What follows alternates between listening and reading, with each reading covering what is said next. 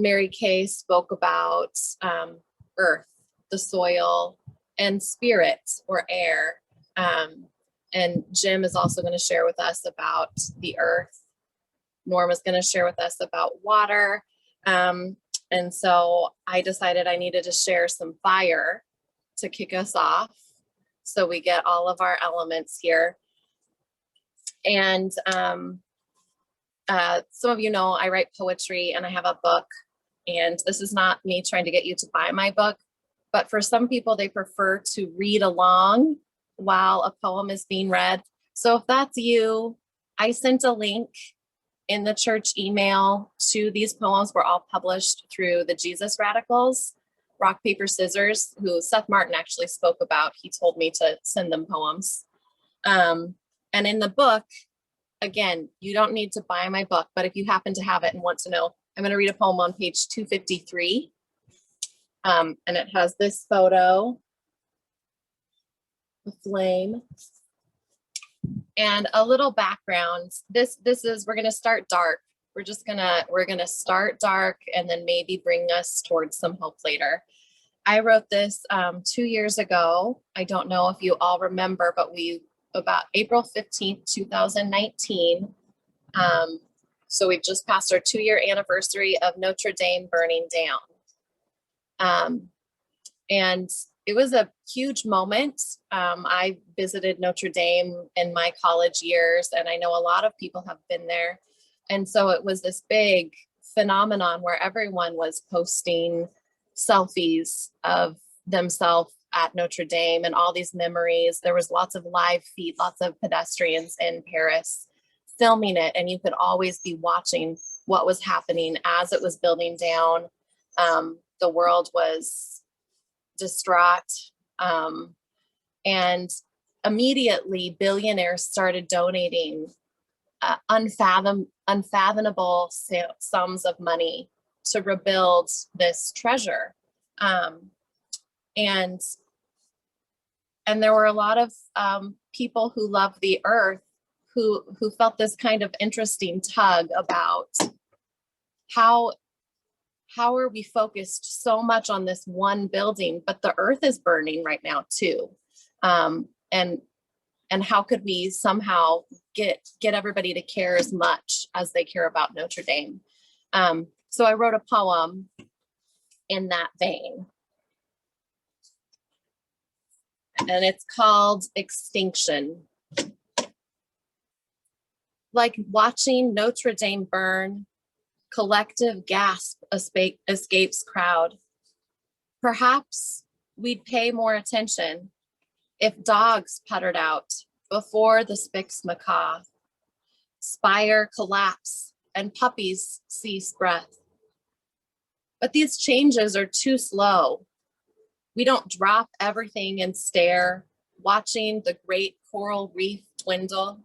We don't stand in parking lots weeping, observing cart after cart of plastic exiting the store, mega screen displaying the Great Pacific Garbage Patch churning, groaning with each sack, half full, rolling along to conveniently single-personed cars.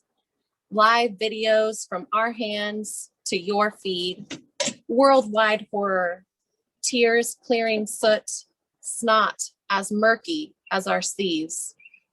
Millions aren't gramming and tweeting favorite memories, selfies with Mother Earth as she turns to cinder. Hashtag remember Earth. Something so profoundly beautiful destroyed. We toss water, wring out our souls, dripping emojis of despair, that universal symbol, that all-consuming hope, that ancient inspiration, gone. So loud and quick, public display of affliction, we all took ownership. We built it, felt it. Fire of grace, Our Lady. Nature took our spark, permission to create flames. Steeples licked molten, surrounded by water, helpless. We fear our babies' lives. Money pours in, billionaires eager to restore this one true beauty, flooded with rich empathy. I sit silent, dirge, attend Earth's slow demise, too steady, subtle for society's grasp. Wind pulls ivy, playful dance, whispers sun-bleached bricks. Lush spring flings life, these grounds, sanctuary. Witness this beauty as history my grandchildren will not believe. Now I'm going to pass us over to Jim Miller.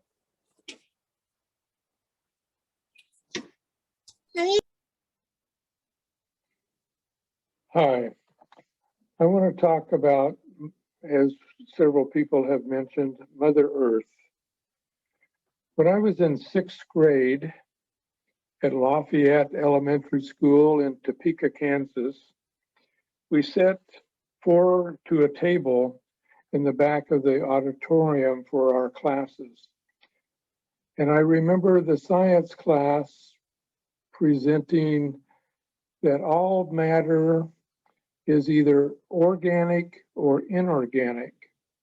The organic meaning it is alive or has been, and inorganic, like rocks and so forth, have never been alive. And yet,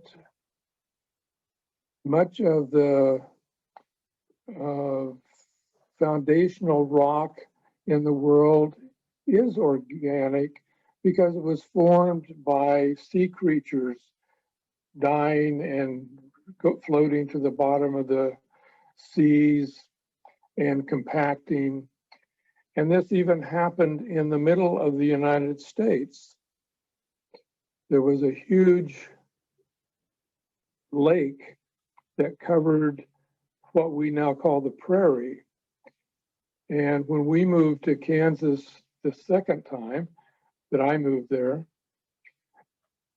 they had made, the original pioneers had used the limestone that is just under the soil for fence posts because it was so prevalent and trees were not.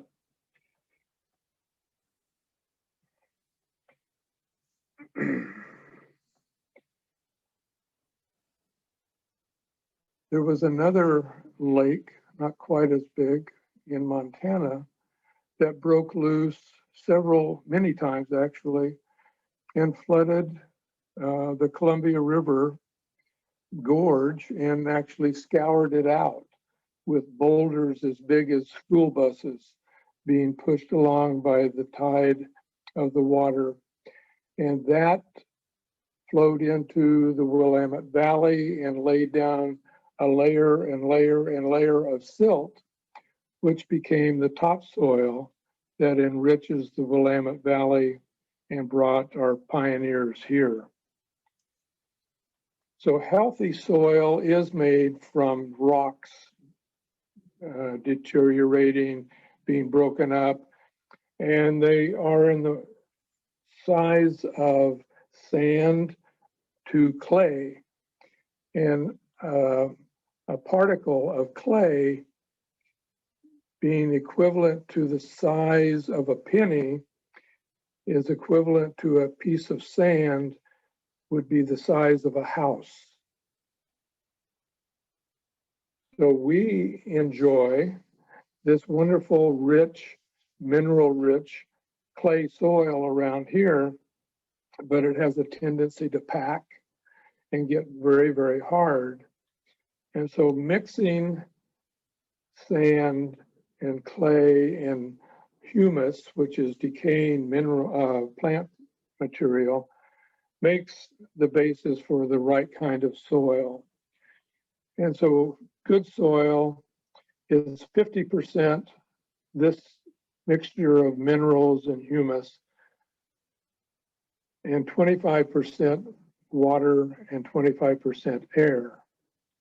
And in healthy soil, in one handful of healthy soil, are as many microorganisms as there are humans on the earth.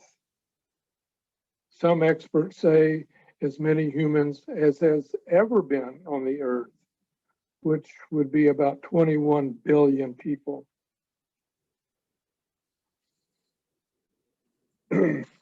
About 10,000 years ago, human beings were wanderers, and they lived by hunting and gathering. But about 10,000 years ago, they started learning how to save the seeds and plant them and grow their own grains and vegetables. And from this, civilization began to evolve, and we had little villages and towns, and now cities and mega cities of tens of millions of people.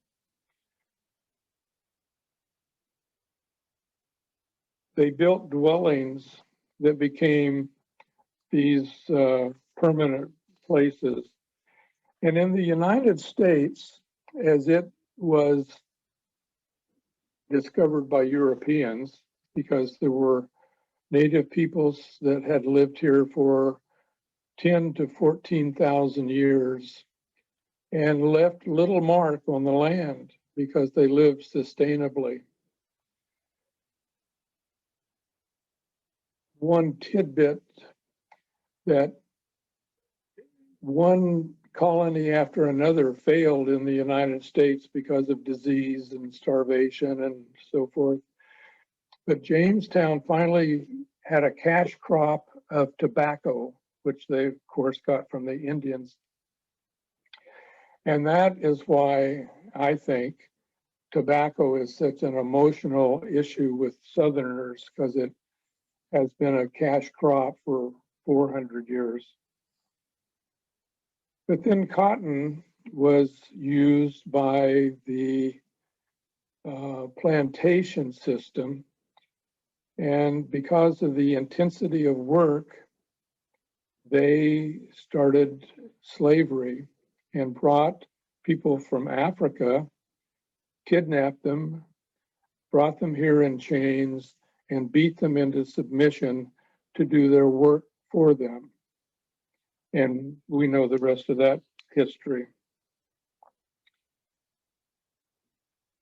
Mechanization came along and made cotton even more profitable with the cotton gin and looms that were the plans stolen from England, and the Northeast became a manufacturing hub for cloth and put the United States on the map with that.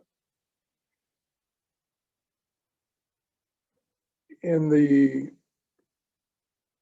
first quarter of the last century, my family were farmers in Oklahoma. And with the mechanization of tractors, hundreds of millions of acres of prairie were plowed. And what was plowed were grass plants that had been there for tens of thousands of years. The roots went 40, 50 feet deep, but that was ripped up. And also those plants kept the moisture in the air by expiration and created clouds, which then rained again on the land.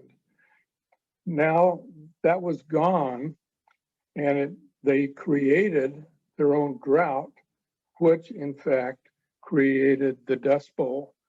And I've heard many stories about my family migrating to California to survive during that time. And if you've ever read Grapes of Wrath, my father was Tom Joad. He became a dyed-in-the-wool union man, and even in his retirement years went to union meetings to preach the faith. When I and Marilyn moved to Kansas for my first professional job, 1970, there was wheat everywhere. And Most of it was brought by her relatives around the Civil War era, and it was called red winter wheat from Russia. And the ground was plowed in the fall, and the grass seed and the wheat seed planted, and the winter rains nourished it. And in the spring, in June, it was harvested and then just sat empty all year. And because they used monoculture, just planting one crop, one thing every year after year, it depleted the soil of nutrients. And so they started spraying it with petroleum-based fertilizers, which killed all the nutrients. So they had to use more of it. And so they were locked into this self-defeating cycle. Well, in the same way, we have been in that cycle in cities. And we have paved over and built on most of the ground. When we bought our present home in 2001, it was already 51 years old, and the soil was depleted because of the grass, the fertilizers, and so forth. And it was apparent by the moss and the weeds that grew in it. So what I have done is remove about 30% of the grass. And I want to tell you how I did that. I used a process called sheet mulching. So I got minerals that the soil desperately needed and spread them on the live grass, covered that with cardboard and newspaper and leaf mold and grass clippings, and let that set all winter long, and then double dug to till it in. And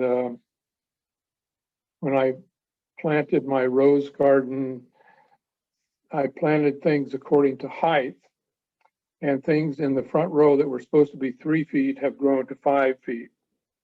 So I did a pretty good job. I've also put in a vegetable garden in the same style and expanded the beds all the way around. And to nourish them, I compost.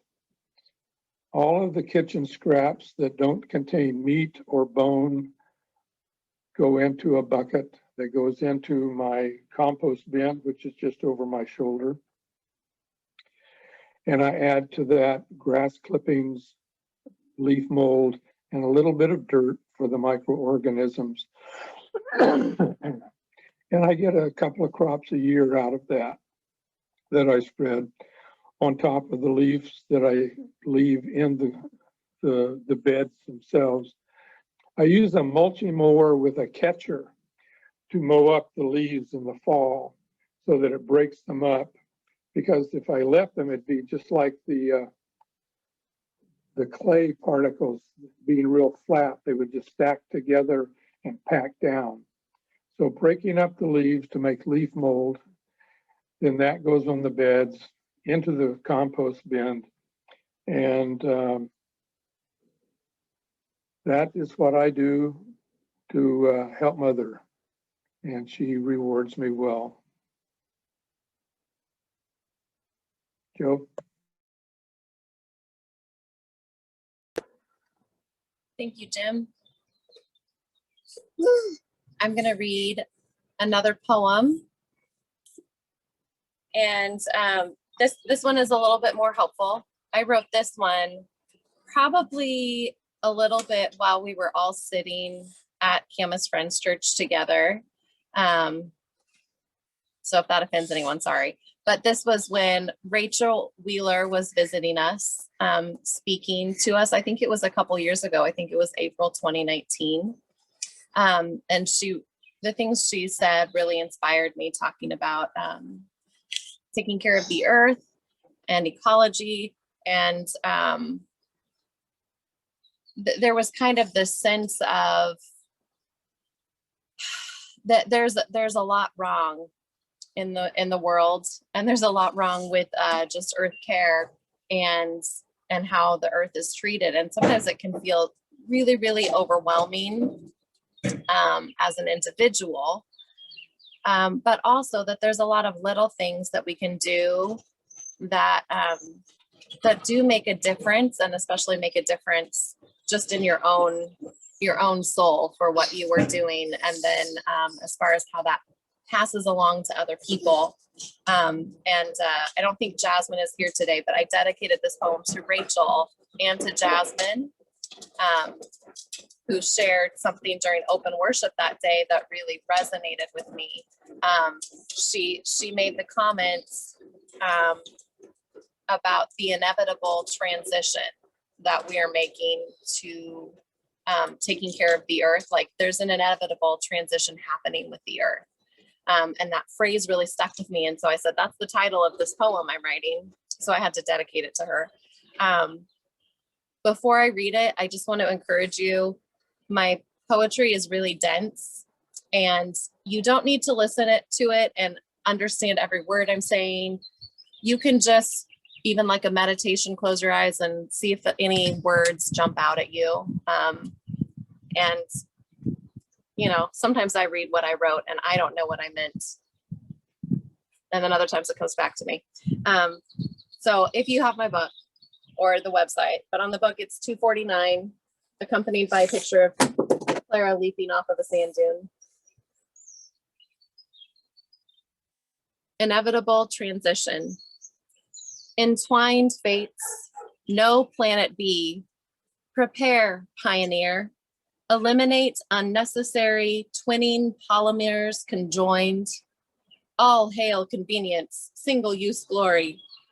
Untangle web, plastic proliferation, processed, refined, hatched petroleum, cheaper fiscally, consequences minuscule viewed through spyglass, turn away blind, long-term toll astronomical, but spoiled, only understand tangible bills, smooth and dirty, rubbing our palms dry, oil we produce sucked up into greenbacks.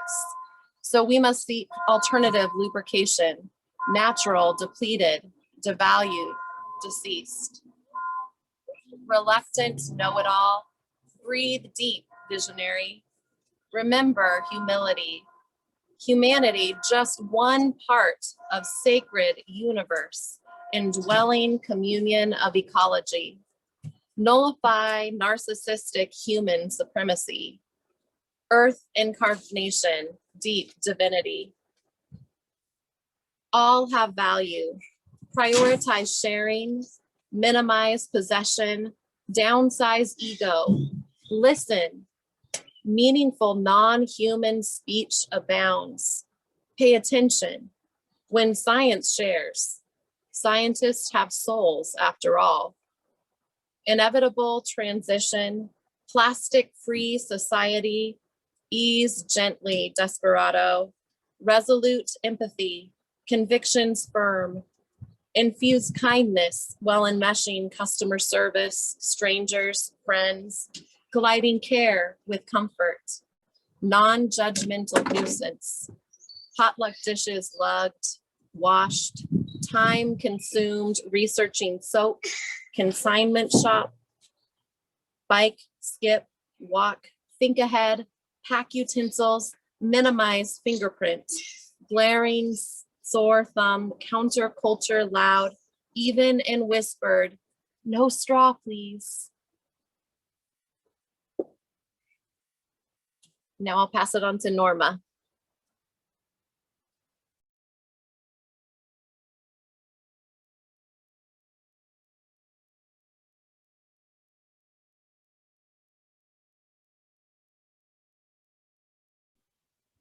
Sorry, I was listening so much to that, I forgot to get my thing queued up here.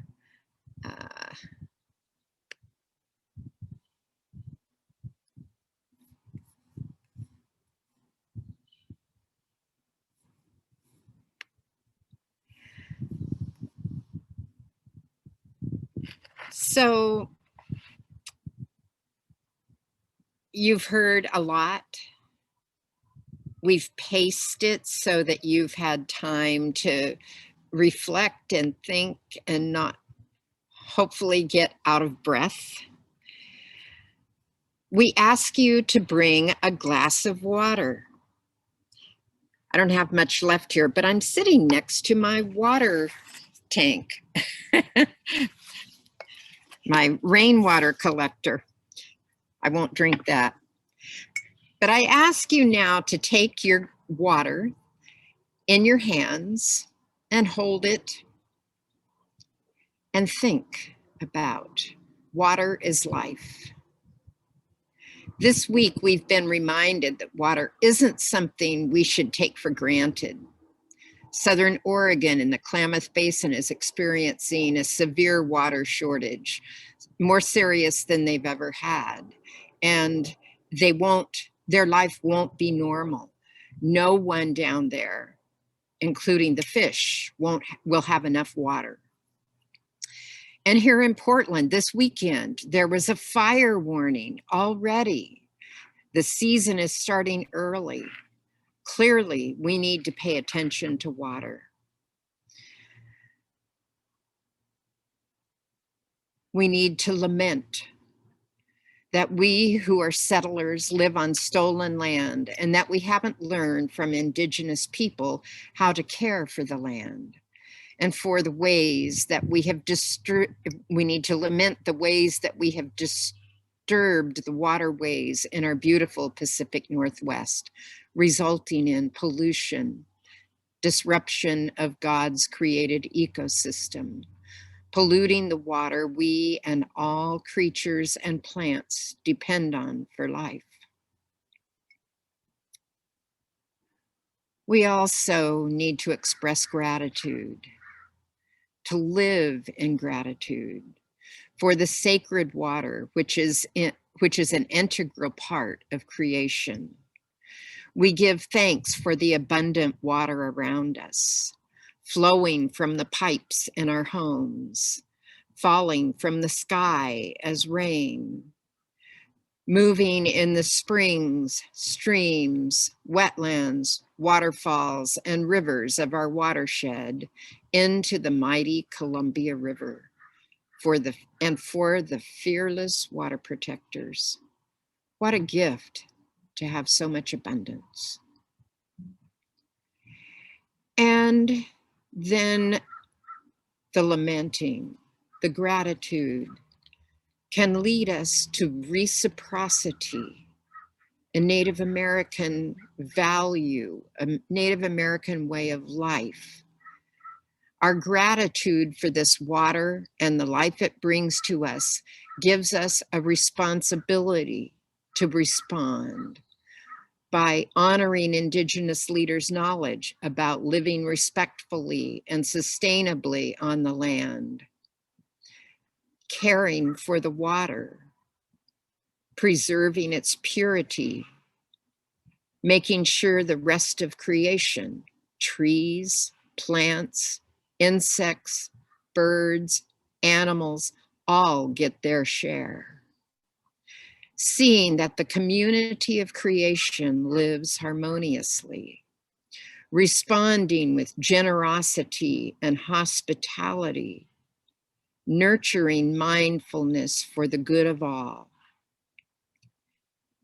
And so we bless the water we hold in our hands. Thank you, O great mystery of life, for water. May our blessing flow with this water back to the watershed and mingle with the other blessed water in the river. May it be so.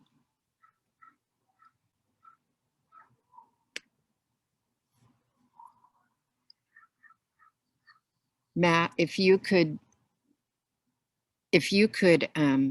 put up the queries.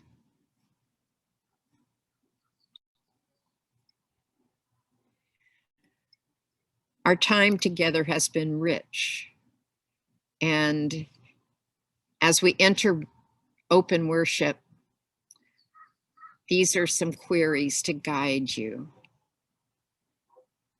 What if we see the earth itself as spiritual? What is the earth teaching you? What are you doing, or what could you be doing to help your mama?